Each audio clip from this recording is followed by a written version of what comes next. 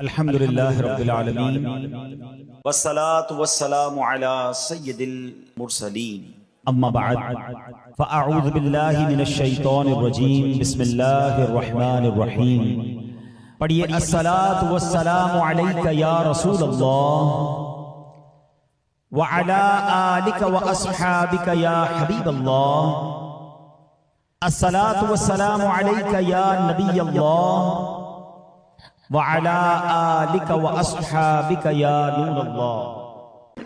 درود پاک کے بے شمار فضائل و برکات ہیں۔ القول البدیع میں ہے حضرت ابو عباس احمد بن منصور رحمت اللہ تعالی علیہ کو انتقال کے بعد کسی نے خواب میں دیکھا کہ وہ سر پر موتیوں کا تاج سجائے، جنتی لباس میں ملبوس، شیراز کی جامع مسجد کے محراب میں کھڑے ہیں۔ خواب دیکھنے والے نے عرض کی ما فعل اللہ بکا، یعنی اللہ پاک نے آپ کے ساتھ کیا معاملہ فرمایا؟ تو فرمایا کہ میں کثرت سے درود شریف پڑھا کرتا تھا، یہی عمل کام آ گیا، اللہ پاک نے میری مغفرت فرما دی اور مجھے تاج پہنا کر جنت میں داخل کر دیا۔ کیا بات ہے درود پاک کی! آپ یقین کریں، اگر میں آپ سے یہ کہوں کہ زندگی میں ایک مسلمان ہونے کی حیثیت سے اگر آپ اپنی خواہشات، اپنی ڈیزائرز کیا کیا ہیں لکھیں ذرا، کہ مجھے دنیا میں کیا چاہیے، مجھے مرتے وقت کیا چاہیے، قبر میں کیا چاہیے، مرنے کے بعد محشر کے دن میں کیا چاہتا ہوں، کبھی اکیلے بیٹھے نا تو لکھیے گا، ٹھیک ہے؟ اور اب میں آپ کو بہت ساری حدیثوں کا کچھ نچوڑ پیش کرنے جا رہا ہوں، سنتے جائیے اور سبحان اللہ بھی کہتے جائیے۔ اگر آپ روزی میں برکت چاہتے ہیں تو درود پاک پڑھیے، اگر آپ بیماری سے شفا چاہتے ہیں تو درود پاک پڑھیے، اگر آپ ذلت و رسوائی سے بچنا چاہتے ہیں تو درود پاک پڑھیے، اگر آپ عزت میں اضافہ چاہتے ہیں تو درود پاک پڑھیے، آپ مصیبتوں اور پریشانیوں سے بچنا چاہتے ہیں تو درود پاک پڑھیے، مرتے وقت کلمہ پڑھنا چاہتے ہیں تو درود پاک پڑھیے، مرتے وقت آقا کا دیدار کرنا چاہتے ہیں تو درود پاک پڑھیے، آپ یہ چاہتے ہیں کہ آقا اپنے مبارک ہاتھوں سے قبر میں اتارے تو درود پاک پڑھیے، اپنی قبر کو نور مصطفیٰ سے جگمگانا چاہتے ہیں تو درود پاک پڑھیے، قیامت کے دن نبی پاک کے پرچم تلے اٹھنا چاہتے ہیں تو درود پاک پڑھیے، آقا کے ہاتھوں جام کوثر پینا چاہتے ہیں تو درود پاک پڑھیے، اور سنیے آقا کے ساتھ جنت میں جانا چاہتے ہیں تو درود پاک پڑھیے، مدینے جانا چاہتے ہیں، بار بار جانا چاہتے ہیں تو درود پاک پڑھیے، اور زندگی میں دیدار مصطفیٰ کرنا چاہتے ہیں تو درود پاک پڑھیے۔ کچھ باقی رہ گیا ہے؟ اللہ اکبر یا رسول اللہ، مجھے بتائیے اور کچھ باقی رہ گیا ہے؟ ایک مسلمان ہونے کی حیثیت سے what ever I need in دنیا اور ان ہیئر آفٹر، دنیا اور آخرت میں جو کچھ چاہیے، روزی برکت والی، زندگی عزت والی، پریشانیاں دور ہو جائیں، بیماریاں دور ہو جائیں، ذلت اور رسوائی سے بچا رہوں، ایمان والی موت ملے، جب تک زندہ رہوں مدینے آتا جاتا رہوں، آقا کی دید کرتا رہوں، آقا جنت میں ساتھ لے جائیں۔ اب کچھ باقی بچتا ہے؟ اب یقین کریں میں نے اپنی طرف سے نہیں بتایا، یہ جن کا کچھ مطالعہ ہے تو ان کو یاد آ رہا ہوگا کہ اس ہر جملے کے پیچھے کوئی نہ کوئی ایک روایت یا کوئی نہ کوئی حدیث موجود ہے، یعنی یہ سارے انعامات دنیا کے، قبر کے، حشر کے، یہ سارے انعامات نبی پاک نے درود پاک کی فضیلت میں بیان فرما دیے ہیں۔ یہ ایسے ہی شاعر نے نہیں کہا کہ ہر درد کی دوا ہے صلی علی محمد، تعویذ ہر بلا ہے صلی علی محمد صلی اللہ علیہ وسلم۔ پھر کیوں نہیں پڑھتے؟ یعنی اتنے سارے مسئلے حل ہو جائیں ایک ہی وظیفے سے۔ لوگ پوچھتے رہتے ہیں کوئی وظیفہ بتا دیں، روزی میں برکت کا بتا دیں، پریشانی دور ہو جائے بتا دیں، مدینے کا کوئی وظیفہ بتا دیں، اور یہ سارے وظیفے درود پاک میں چھپے ہوئے ہیں۔ پکڑ لو نا درود پاک، پھر دیکھیں اس کی کیسی برکتیں آپ زندگی میں دیکھیں گے، آپ کا چہرہ شاش بشاش ہو جائے گا، آپ کی طبیعت فریش ہو جائے گی، آپ کو مزے کو مزہ آ جائے گا۔ بس درود پاک کی کثرت پڑھتے رہا کریں، پڑھتے رہا کریں، انشاءاللہ برکتیں ہی برکتیں۔ میں بھی نیت کروں، آپ بھی نیت کریں۔ ایک اور خوبصورت بات بتاؤں، جو بڑی خوبصورت آیت ہے، میں سمجھتا ہوں شاید دنیا بھر کے عاشقان رسول کو یہ کم از کم آیت تو سب کو یاد ہوگی۔ کون سی آیت؟ ان اللہ وملائکتہ یصلون علی النبی یا ایھا الذین آمنوا صلوا علیہ وسلموا تسلیما۔ مل کر درود پاک، اللہم صل علی سیدنا و مولانا محمد طب القلوب ودوائها وعافية الأبدان وشفائها ونور الأبصار وضيائها وعلى آله وصحبه وبارك وسلم. اب یہ جو آیت درود ہے نا شعبان کے مہینے میں نازل ہوئی ہے، تو چلو نیت کر لیں انشاءاللہ اب سے روزانہ کثرت سے درود پاک پڑھیں گے انشاءاللہ.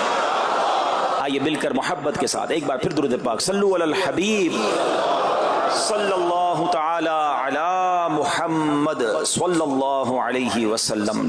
مشہور صحابی حضرت ابو ہریرہ رضی اللہ تعالیٰ عنہ فرماتے ہیں کہ ایک مرتبہ میں رسول اکرم نور مجسم صلی اللہ تعالی علیہ وآلہ وسلم کی اقتداء میں نماز عشاء پڑھ کر واپس جا رہا تھا. میں نے دیکھا کہ ایک عورت اپنے آپ کو پوری طرح ڈھانپ کر سڑک کے ایک کنارے پر کھڑی ہے اور اس نے مجھے پکارا کہ اے ابو ہریرہ ذرا میری بات سنو. آپ کہتے ہیں میں قریب گیا، میں خلاصہ عرض کر رہا ہوں. تو اس عورت نے کہا کہ مجھ سے بہت بڑا گناہ ہو گیا ہے، کیا میری توبہ قبول ہوگی؟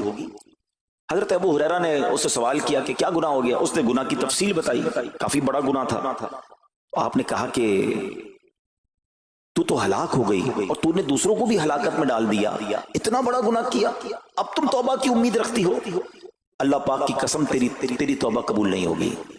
جب آپ نے یہ کہا تو وہ عورت خوف خدا سے کانپنے لگی اور اتنا زور سے کانپی کہ کانپتے کانپتے وہ بے ہوش ہو گئی. آپ نبی پاک کی بارگاہ میں آ گئے. اب آپ کو خیال آیا کہ یار میں نے اس کو کہہ تو دیا مگر میں نے اللہ کے نبی صلی اللہ علیہ وسلم سے مشورہ تو نہیں کیا، پیارے آقا سے پوچھا تو نہیں. اب آپ نبی پاک علیہ السلام کی بارگاہ میں آئے اور آقا سے عرض کی کہ حضور ایسا ایسا ہوا اور ایک عورت مجھے ملی اور اس نے مجھے اپنا گناہ بتایا. میں نے کہا اتنا بڑا گناہ، اب تیری توبہ قبول نہیں ہوگی.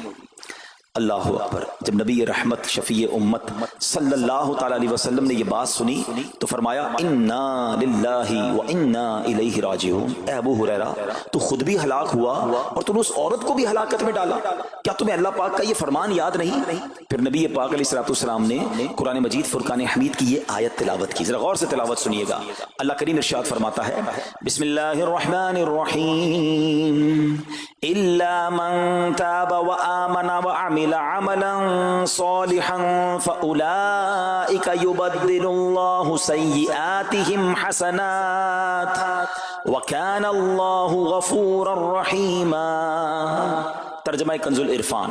مگر جو توبہ کرے اور ایمان لائے اور اچھا کام کرے تو ایسوں کی برائیوں کو اللہ نیکیوں سے بدل دے گا اور اللہ بخشنے والا مہربان ہے. حضرت ابو ہریرہ نے جب یہ آیت کریمہ سنی اور پیارے آقا علیہ السلام کا یہ فرمان سنا تو آپ کو احساس ہوا کہ میں نے غلط مسئلہ بیان کر دیا ہے. آپ پر یہ احساس اتنا غالب ہو گیا کہ آپ مدینہ منورہ کی اب گلیوں میں آواز لگانے لگے.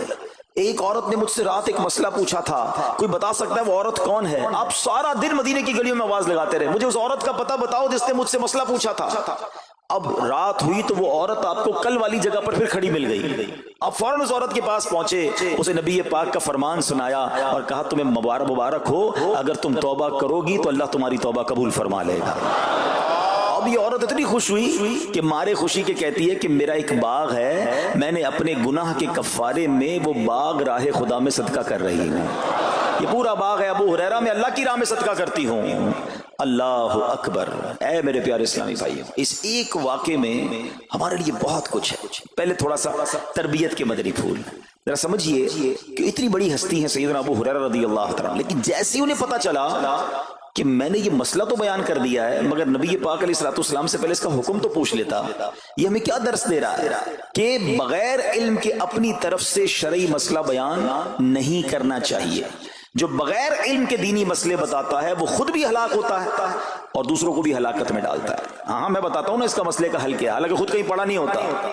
تو جب تک آپ کو علم نہیں ہے، آپ جانتے نہیں ہیں، تو کسی مسئلے کو بیان نہیں کرنا چاہیے. دوسری بات کہ اگر خدا نہ خواستہ کوئی غلط مسئلہ بتا بیٹھا یا بتا تو درست رہا تھا بتاتے بتاتے غلطی کر بیٹھا تو اسے چاہیے کہ ازالہ کرے، فوراً اس کا جو بھی ازالہ بنتا ہے وہ کرے. سیدنا ابو ہریرہ رضی اللہ عنہ کا ازالہ تو دیکھیں کہ آپ کو جیسے ہی پتا چلا کہ اصل مسئلہ یہ ہے، اب آپ مدینے کی گلیوں میں صدا لگا رہے ہیں، تلاش کر رہے ہیں، پورا دن ڈھونڈتے رہے اس خاتون کو کہ میری سے غلطی ہو گئی، میں نے اس کو غلط مسئلہ بتایا، تاکہ اس کو تلاش کر کے اس کو درست مسئلہ بتایا جائے. اللہ اکبر. صحابہ کرام کی ادائیں بھی کتنی نرالی ہوتی ہیں، اللہ ان کا صدقہ عطا فرما دے. اب ہوتا کیا ہے کہ کبھی کوئی غلط مسئلہ بیان ہو گیا یا بیان میں، مشورے میں، درس میں کوئی غلطی ہو گئی، غلطی پتہ چل جائے اب شرم آتی ہے کہ کیسے کہوں مجھ سے غلطی ہو گئی ہے، میں تو اتنا بڑا مبلغ بن کے گیا تھا، میں نے تو جناب اتنے پبلک میں بیان کیا تھا، اب میں کیسے بتاؤں کہ جناب میں نے یہ غلط پڑھ دیا یا غلط بیان کر دیا۔ حضرت ابو ہریرہ سب سے زیادہ جن کو حدیثیں یاد ہے، مگر سچ بتائیں بات سمجھنے والی پتہ کیا ہے؟ جو لوگ یہ سمجھتے ہیں نا کہ یار غلطی ماننے سے عزت کم ہو جاتی ہے، سچ بتاؤ آج 1450 سال بعد حضرت ابو ہریرہ کا یہ واقعہ سن کے ہمارے دلوں میں ان کی عزت کم ہو رہی ہے، بڑھ رہی ہے؟ Simple is that. غلطی ماننے سے انسان جو ہے وہ نیچا نہیں ہوتا۔ اللہ میرے پیر و مرشد کو سلامت رکھے، جن کی برکت سے لاکھوں علماء بن گئے ہیں، مگر آپ اپنے مدنی مذاکرے میں اپنے ساتھ علماء کرام مفتیان کرام کو بٹھاتے ہیں، اور اگر کوئی توجہ دلاتا ہے تو لائیو چینل پر آپ فرماتے ہیں کہ یہ مسئلہ یوں نہیں یوں ہے، کوئی عزت کم نہیں ہوتی جناب۔ تو سبحان اللہ، دو باتیں سیکھنے کو ملی کہ پہلے بتانا ہی نہیں ہے، اگر نہیں آتا تو اپنی بڑائی مارنے کے لیے بندہ کہتے مجھے نہیں معلوم، واللہ عالم میں نہیں جانتا، اور اگر آپ کو لگتا ہے میں صحیح بتا رہا ہوں اور پھر بعد میں کوئی توجہ دلا دے کہ آپ نے غلطی کی ہے تو پھر اس کو بالکل مانے بھی اور اس کا ازالہ کریں۔ اچھا، اب علماء کرام نے بڑے پیارے طریقے بتائے۔ پہلے تو ظاہر یہ تھا کہ بھئی پبلک میں بیان کیا تو پبلک میں جا کر یا گلیوں میں جا کر آپ نے اعلان کیا، اب تو سوشل میڈیا کا زمانہ ہے، کچھ ویڈیو بنا کے ڈال رہے ہوتے ہیں، انسٹاگرام تو ٹویٹر تو پتہ نہیں کیا کیا چیزیں، موبائل فون، فیس بک، یوٹیوب، تو اب غلط غلط مسئلے لوگ شیئر کر رہے ہیں۔ ایک یہ بڑا مسئلہ پتہ کیا ہو گیا، ہمارے موبائل پہ جیسے ہی کوئی ویڈیو کلپ آیا، کسی کا بھی آیا یا کوئی پوسٹ آ گئی، کوئی فضیلت ہی آ گئی، نہ چیک کرنا ہے نہ کچھ کرنا ہے، اس کو فوراً فارورڈ کر دینا ہے۔ حالانکہ اس میں بعض اوقات غلط مسئلے ہوتے ہیں، بعض اوقات غلط حدیثیں ہوتی ہیں، ہمیں پتہ ہی نہیں ہوتا، ہم سمجھتے ہیں آگے شیئر کر دیں۔ اچھا، شیئر کرنے والوں کا بھی بڑا مسئلہ ہے، اگر کوئی وظیفہ، کوئی نفل، کوئی بھی چیز ہے، خود پڑھنی نہیں ہے، آگے 100 لوگوں کو بھیج دینی ہے، پہلے خود تو پڑھو۔ اچھا، خود بھی پڑھنے سے پہلے کہاں چیک کروایا؟ تو پلیز یہ شریعت کے معاملات ہیں، اس میں بڑی غلطی ہو سکتی ہے۔ تو اگر آپ کو کوئی بھی چیز شیئر کرنی ہے تو بیسٹ آپشن یہ ہے کہ dawat-islami.net، یہ دعوت اسلامی کی ویب سائٹ ہے، اس پر ایک گیلری کا آپشن ہے، آپ وہاں جائیے، وہ مفتیان کرام سے چیک ہوئی پوسٹیں پڑی ہوئی ہیں، آپ وہاں سے پوسٹ اٹھائیں، اس کو شیئر کر دیں، بنداز کریں، کوئی ٹینشن نہیں ہے، کیونکہ وہ علماء نے چیک کی ہوئی ہے۔ مگر ہر آنے والی پوسٹ، ہر آنے والی ویڈیو کو آگے بڑھا دینا، تو مشورہ یہی ہے کہ یہ بڑا سخت معاملہ ہے، کیونکہ یاد رکھیے قرآن مجید فرقان حمید میں اللہ تعالیٰ ارشاد فرماتا ہے وَمَنْ أَظْلَمُ مِمَّنِ افْتَرَىٰ عَلَى اللَّهِ كَذِبًا، اور اس سے بڑھ کر ظالم کون جو اللہ پر جھوٹ باندھے۔ اچھا، اس کے بارے میں علماء فرماتے ہیں کہ اللہ پر جھوٹ باندھنے والا سب سے بڑا ظالم ہے۔ جب ہم کسی کو دینی مسئلہ بتاتے تو اس کا مطلب کیا ہوتا ہے کہ اللہ نے فرمایا یا اللہ کے حبیب علیہ الصلوۃ والسلام نے فرمایا، اس کا مطلب اگر ایسا نہیں ہے تو یہ اللہ پر جھوٹ باندھنا ہو گیا نا۔ ہم نے تو کہا مجھے تو پتہ نہیں تھا، کسی نے پوسٹ بھیجی تھی، کسی نے بتایا تھا، اچھا میں نے کہیں سنا تھا۔ اب کئی لوگوں کی تو عادت پتہ کیا ہے، ان کے ساتھ بیٹھو نا تھوڑی دیر بعد کہیں گے اللہ یہ فرماتا ہے، اللہ نے قرآن میں یہ فرمایا، پوچھو کدھر فرمایا، بولے یہ نہیں پتا، اللہ قرآن میں یہ کہتا ہے۔ کہاں کہتا ہے بتاؤ نا، آیت دکھاؤ، اللہ نے فرمایا یہ کرنا چاہیے، کہاں فرمایا؟ اپنی طرف سے۔ اچھا، کیونکہ کہیں سنا تھا، کہیں دوستوں کی محفل میں آدھی بات یاد تھی، ارے ڈرنا چاہیے کہ میں کیسے کہہ دوں کہ اللہ نے فرمایا، میں کیسے کہہ دوں نبی پاک علیہ الصلوۃ والسلام نے فرمایا، جب یاد نہیں، پڑھا نہیں۔ امیر اہل سنت کی آپ نے احتیاط دیکھی ہے، آپ حدیث کی کتاب منگاتے ہیں کہ پورا دیکھ کر پڑھتے ہیں، مگر یہاں تو اپنی مرضی سے چل رہا ہے معاملہ۔ خدا کے واسطے ہم سمجھ رہے ثواب کما رہے ہیں، اور ایسا نہ ہو کہ گناہ جاریہ والے کام ہو رہے ہوں۔ تو میں نے آپ کو آسان حل بتا دیا کہ دعوت اسلامی کے جو آفیشیل سوشل میڈیا کے پیجز ہیں، اگر آپ کو شوق ہے تو وہاں سے کوئی پوسٹ اٹھا لیں، وہاں سے کوئی چیز اٹھائیں اور اس کو شیئر کریں۔ باقی خدا را ان کاموں کو اپنی مرضی سے آگے نہ کریں، کہیں ہم گناہ گار نہ ہوں۔ تو ایک بات تو ہمیں اس پورے واقعے سے سیدنا ابو ہریرہ رضی اللہ تعالیٰ کو جو انداز، آپ کی عاجزی، آپ کا ازالہ کرنا، آپ کا اس عورت کو تلاش کرنا، یہ سکھا رہا ہے کہ مسئلہ غلط بیان کرنا کتنا بڑا مسئلہ ہے۔ اللہ کرے کہ ہم اس کو سمجھیں۔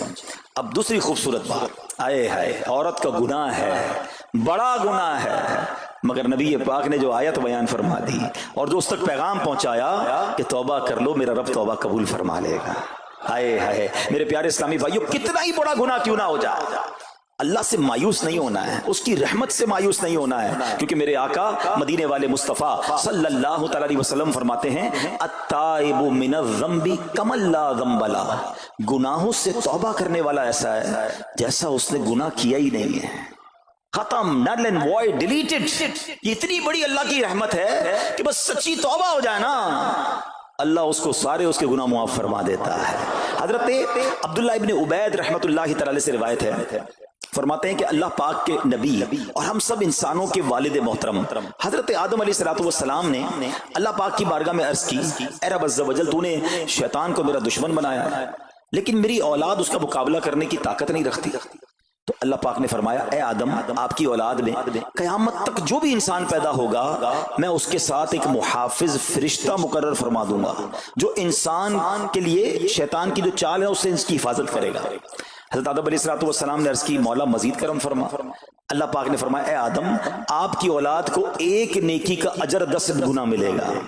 نیکی ایک کریں گے اجر ملٹیپلائی بائی 10 ہو جائے گا. اور پھر اللہ نے فرمایا اس پہ مزید بڑھاؤں گا جبکہ گناہ کوئی ایک کرے گا تو اس کے نامہ عمل میں ایک ہی گناہ لکھا جائے گا. اللہ کی شان دیکھو, ایک نیکی اجر 10 گنا, گناہ ایک لکھا بھی ایک جائے گا.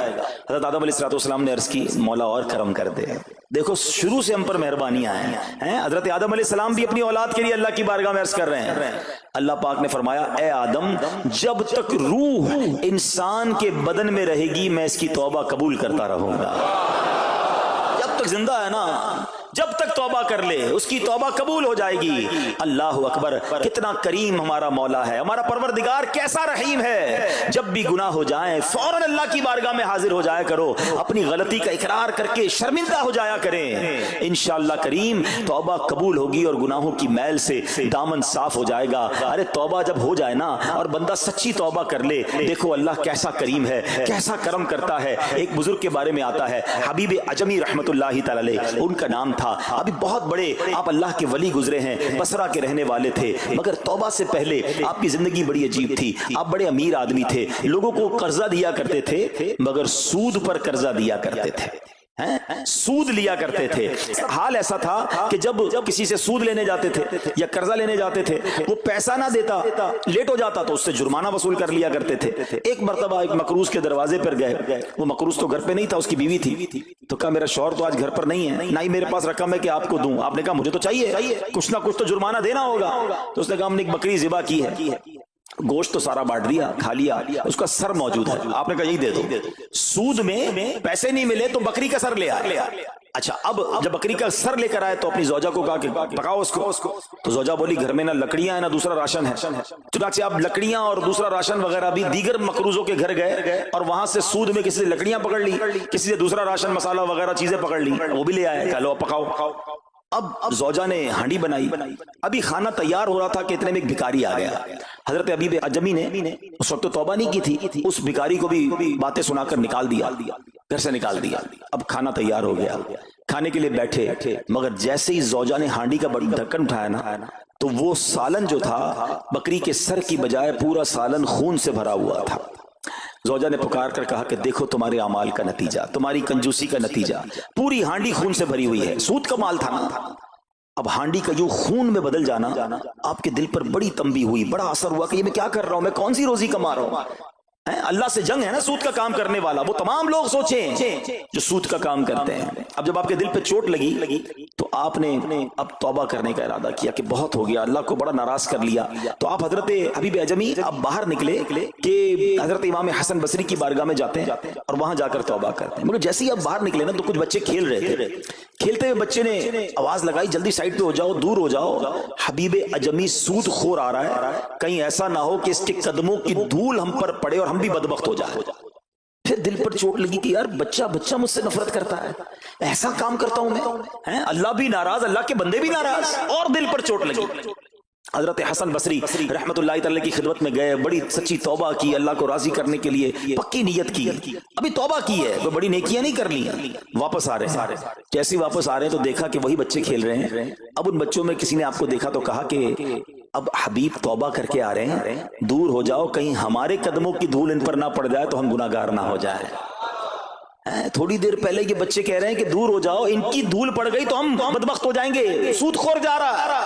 ارے ابھی توبہ کی ہے. اور اللہ نے اپنے بندوں اور مخلوق کے دل میں کیسی محبت ڈال دی کہ بچے کہہ رہے ہیں دور ہو جاؤ, ہمارے قدموں کی دھول حضرت حبیب پر نہ پڑ جائے, ہم گناہگار نہ ہو جائیں. اب جناب بڑا دل پہ اور اثر ہوا کہ مالک تیری قدرت, ابھی تو توبہ کی ہے اور میری نیک نامی کا اعلان تو نے اپنی مخلوق سے کروا دیا, سب کے حقوق ادا کیے, سودی لین دین تھا سب ختم کیا, اللہ پاک کی عبادت میں مصروف ہو گئے, اللہ نے ولایت کا سرتاج بنا دیا. अपना वली बना दिया। ऐ मेरे प्यारे इस्लामी भाइयों, ये है तौबा। अल्लाह अकबर। ऐ मेरे प्यारे इस्लामी भाइयों, पता ये चला कि इज्जत दोबारा मिल जाती है। शर्त सिर्फ एक है कि आदमी सही रास्ता इख्तियार कर ले। औलिया किराम की सीरत पढ़कर देखें, हजारों औलिया किराम ऐसे हैं जो तौबा से पहले गुनाहों में मशगूल थे, माशरे में उन्हें बुरी निगाह से देखा जाता था, लोग उनसे नफरत किया करते थे, मगर जब अल्लाह की तरफ आ गए तो क्या कमाल हुआ कि अब जनाब लोगों के दिलों में तो दिलों में, जानवरों के दिलों में भी अल्लाह ने अपनी मखलूक के दिलों में उनकी इज्जत डाल दी। क्योंकि इज्जत किसके पास है? रब के पास है। दिलों का इख्तियार किसके पास है? वो रब के पास है। आसमान विलायत का एक और चमकता सितारा हजरत फुज़ैल बिन इयाज़ रहमतुल्लाहि तआला अलैह तौबा से पहले डाकू थे। जी हाँ, आप कितना बड़ा नाम है वलियों में, मगर आप एक डाकू थे। और ये कोई कहानी नहीं, वाकई हकीकत है कि रात को जब बच्चा सोता नहीं था तो माएं कहा करती थी, बेटा सो जाओ वरना फुज़ैल डाकू आ जाएगा। जिस रास्ते पर आप होते थे लोग डर के मारे उस रास्ते से नहीं गुजरते थे, मगर जब आपने तौबा की, जिनका माल लूटा था वापस किया और सारे हुकूक अदा किए, नेक कामों में मसरूफ हो गए, अल्लाह की इबादत में लग गए। हजरत फुज़ैल बिन इयाज़ ने वो वक्त भी देखा कि वक्त का बादशाह के दरवाजे पर खड़ा था और इंतहाई आजिज़ी से अर्ज कर रहा है कि हुजूर मुलाकात का वक्त अता फरमा दीजिए। अल्लाह की राह पे जो चल पड़े, सच्ची तौबा कर ले, अल्लाह फिर कैसी इज्जत अता फरमाता है। हजरत बिश्र हाफी का वाकया आपको याद होगा। आप तौबा से पहले शराबी थे, शराब के नशे में धुत रहा करते थे। बड़ा खूबसूरत वाकया है कि अल्लाह के नाम की जब आपने ताजीम की और आपको ये पैगाम मिला कि ऐ बिश्र, तुमने हमारे नाम को बुलंद किया, हम तुम्हारे नाम को बुलंद करेंगे। आपने तौबा की, इबादत में लग गए। अल्लाह ताला की मारिफत का आलम यह था कि आप नंगे पैर रहा करते थे। हाफी कहते नंगे पैर रहने वालों को, अब जब आप नंगे पैर गलियों में घूमा करते तो उस शहर के जानवर रास्ते पर नजासत नहीं करते थे। क्यों नहीं करते थे? कि हजरत बिश्र नंगे पांव रहते हैं, कहीं उनके पैर गंदे ना हो जाएं। अरे वो शख्स जो तौबा से पहले शराबी है, अब जानवर भी अदब कर रहे हैं। बल्कि आलम यह था कि एक चरवाहे के एक जानवर ने रास्ते पर गंदगी कर दी तो उसने कहा हो ना हो, लगता है हजरत बिश्र का इंतकाल हो गया है। जब मालूम किया तो पता चला कि हाँ, हजरत बिश्र हाफी का इंतकाल हो गया। अल्लाह अकबर। गोया अल्लाह ने जानवरों के दिलों के अंदर भी उनकी इज्जत डाल दी, क्योंकि उन्होंने रब की बारगाह में सर झुकाया, उन्होंने दुनिया वालों की परवाह ना की, उन्होंने रब को राजी करने की फिक्र की। तो ऐ मेरे प्यारे इस्लामी भाइयों, ये ख्याल दिल से निकाल दो कि जनाब इज्जत पैसे से मिलती है, इज्जत शोहरत से मिलती है। जनाब सूट बूट हो, जरा अच्छे कपड़े पहनूं, अच्छी जनाब लग्जरी गाड़ी से उतरूंगा तब इज्जत मिलेगी। अरे जनाब महंगा मोबाइल हाथ में होगा तब इज्जत मिलेगी। आलीशान कोठियों में रहूंगा तब इज्जत मिलेगी। ये भूल है तुम्हारी। आओ कुरान क्या कहता है, इज्जत कहां से मिलेगी, इज्जत किसको मिलती है? अल्लाह कुरान में फरमाता है, मन काना युरीदुल इज्जता फलिल्लाहिल इज्जतु जमीआ। अल्लाह कहता है, कुरान फरमाता है, जो इज्जत का तलबगार हो तो सारी इज्जत अल्लाह ही के पास है, सारी इज्जत अल्लाह के पास है।